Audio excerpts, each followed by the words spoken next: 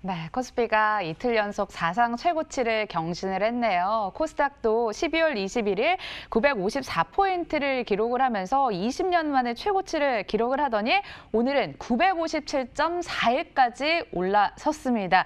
자, 이렇게 강한 시장, 내년에도 지속적으로 이어질 수 있을지 주식시장도 점검해보고 경제 전망까지 함께 해보도록 하겠습니다. 특집 시간에 맞아서 현대경제연구원 홍준표 연구위원 나오셨습니다. 안녕하세요. 네, 안녕하십니까. 네, 정말 강한 시장 속에 오늘 이렇게 특별한 시간에 맞게 됐는데요. 네네. 일단 내년 경제 성장률부터 전망을 해보도록 하겠습니다. 정부와 국내 전망기관들이 내년 한국 경제 성장률을 3% 안팎으로 보고 있는데요. 네. 낙관적으로 봐선 안 된다는 이야기도 나와요. 연구원님은 어떤 쪽에 무게를 두고 계시나요? 솔직히 올해만큼이나 내년도에도 이제 경제 전망치를 맞춘다고 그래야 될까, 이제 전망하는 게 상당히 어려운데요. 그러니까는 코로나 충격 때문에 올해의 이제 대표적인 이제 뭐 경제 지표가 대부분 이제 무용지물이 됐고, 저조차도 경제 지표를 따라가기보다는 코로나 신규 확진자 수 추이를 따라갔는데, 근데 뭐 기재부도 그렇고 IMF도 그렇고 3% 내외, 그다음에 국제투자은행, 모건스탠이나 JP모건 같은 그런 투자은행의 이제 성장률 전망치는 2% 초반대에서 4% 초반대까지 굉장히 범위가 넓습니다. 현대경제연구원은 3.0%를 전망을 했고요. 네.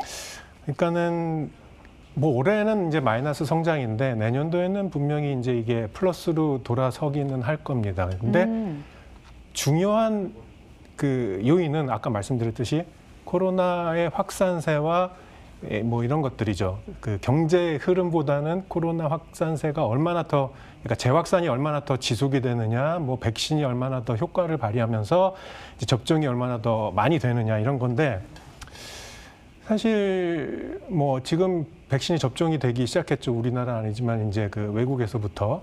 그렇기 때문에 글로벌 경제가 솔직히 좀 빨리 돌아서면서 우리나라는 수출이 좋은 모습으로 나오고, 네. 수출의 의존도가 높은 우리나라 경제의 성장세는 이제 올해 하반기에 플러스로 돌아서는 흐름을 유지하면서 내년도에도 좋을 것으로 예상을 하고 있습니다. 예, 내년에도 경제 성장률이 더 나아질 것이다라고 사측에서도 생각을 하고 계신다고 얘기를 해주셨고요. 올해는 또 코로나19로 인해서 민간 소비가 증가랑 감소를 반복을 했습니다. 네네네. 투자분부는 감소하면서 전반적으로 안 좋았던 그런 흐름도 나타나고, 근데 최근에 회복 조짐이 보여요. 내년에는 맞습니다. 어떨까요? 투자는 이제 제조업, 그리고 제조업은 또 수출의 영향, 수출은 글로벌 경제에 영향을 받는 그런 흐름상 투자는 좋은 흐름을 보이는 것을 내년도에도 최근에 조금 나타난 그런 좋은 흐름이 내년도에도 조금 더 강하게 나타나지 않을까 싶습니다. 이 코로나 위기를 잘 들여다보면 이게 경제 위기의 본질이 IMF 외환위기나 글로벌 금융 위기와는 좀 다르게, 이때는 옛날에는 이제 그 경제 체력이 버텨주지 않는, 버틸 수 없는 신용 창출이 문제였거든요. 근데 지금은 경제 주체의 이동이나 활동이 제한되면서 발생하는 상품이나 서비스의 물리적인 이동 제한이에요. 그러니까 그것만 딱 풀어주면 되는 거니까. 이건 이제 아까 또 말씀드렸듯이 확산과 백신의 그 강도, 그 확산, 그 접종의 속도 이런 거에 좌우될 것이고, 그렇기 때문에 민간 소비, 서비스업이 충격을 받았다 안 받았다 했던 것이었는데 이것이 내년도에도 비슷하게 나타날 것 같고요. 그리고 이제 회복의 속도는 좀 부문별로 다르게 나타날 것 같습니다. 그러니까는 전반적으로 좋기는 하겠지만 제조업은 조금 더 강한 회복세, 서비스업은 약간의 등락날락하면서 조금 그보다는 덜 그래도 따라오는, 회복세긴 하고요. 그런 식으로 나타날 것 같습니다. 좋습니다. 부문별로 앞으로 어떻게 회복세가 나타날 것인지에 대해서도 전망을 도와주셨고 네. 서울 시민이 새해 가장 중요한 경제 이슈로 청년 실업과 고용 문제를 1순위로 네. 꼽았다고 합니다. 경기 침체로 인한 고용 시장의 충격은 언제쯤 가실까요? 고용은 빙하기가 시작이 됐고 상당히 오랫동안 이 빙하기가 지속이 될 것 같고요. 그러니까 고용 이슈가 이제 해소가 된다는 거는 사실 경제가 상당히 좋아지고 난 한참 후에나 나오는 그런 흐름, 그런 지표, 그러니까 경기 후행적인 지표이기 때문에 그런 것이고요. 고용이 안 좋아진 거는 이제 코로나 위기 이전부터 사실 나타났던 것입니다. 이거는 약간 이 정부의 그 철학이라고 할까요? 정책의 어떤 방향이 조금 이렇게 소득 주도로 한다는, 그러니까는 그 기업이 일을 하게끔 해가지고 고용을 하는 것이 아니라 기업은 좀 이렇게 사이드로 두고선 소득만 먼저 주겠다는, 그러니까는 자영업자들의 임금을 올리다 보니까는 자연히 이 자영업자들 고용하는 분들께서는 업주 입장에서 보면은 이런 분들을 고용을 덜 하게 되겠죠. 이런 식으로 나타나는 그런 어떤 노동 시장의 수요와 공급을 무시한 정책적인 어떤 그런 미스매치로 인해서 발생을 했던 거고요. 사실 이 코로나 위기로 경제 충격은 역시 취약계층에게 더 크게 다가왔습니다. 그러니까는 저같이 이제 월급을 꼬박꼬박 받는 임금 근로자보다는 이제 자영업자들한테 더 많이 왔고, 그다음에 이미 일자리가 있는 중장년층보다는 일자리를 찾으려고 하는 청년층한테 더 맞아요. 많이 왔고요. 그리고 안정적인 일자리보다는 이제 단기 뭐 임시직, 아르바이트 하시는 분들, 프리랜서. 이런 분들한테 굉장히 심각하게 다가왔기 때문에. 이게 위기가 진행될수록 양극화 내지는 좀 취약한 분들이 더 안 좋아지는 상황이 좀 가슴 아픈 일이죠. 네. 정말 안타까운 현실인 것 같습니다. 그 다음 질문 넘어가 보도록 할게요. 네. 내년 성장 기대 사업으로 누구나 꼽는 게 이 네. 반도체 산업인 것 같습니다. 네. 수출 호조 덕분일 것 같은데 이 밖에 뭐 내년에 호황이라든지 더 좋아질 것으로 예상이 되는 업황은 어디 쪽에 있습니까? 하나씩 따로따로 얘기를 해주시면 감사할 것 같아요. 일단은 자동차가 먼저 자동차. 기계 산업의 총화라고 불리는 자동차가 이제는 전자 파트까지 좀 아우르는 그런 새로운 세대의 자동차를 이제 새롭게 나가는 그런 시대가 되겠죠. 그리고 이제 철강도 좋을 것이고요. 철강은 예를 들면 반도체가 호황이고 자동차가 좋으면 그런 산업들에게 철강이 자연적으로 수요가 발생을 하고 있기 때문에 내수 수요와 수출이 모두 이제 반등을 하면서 생산도 증가하는 그런 흐름이 될 것으로 예상이 됩니다. 그리고는 반도체도 얘기를 해주시면요. 반도체는 지금 이제 굉장히 좋은데요.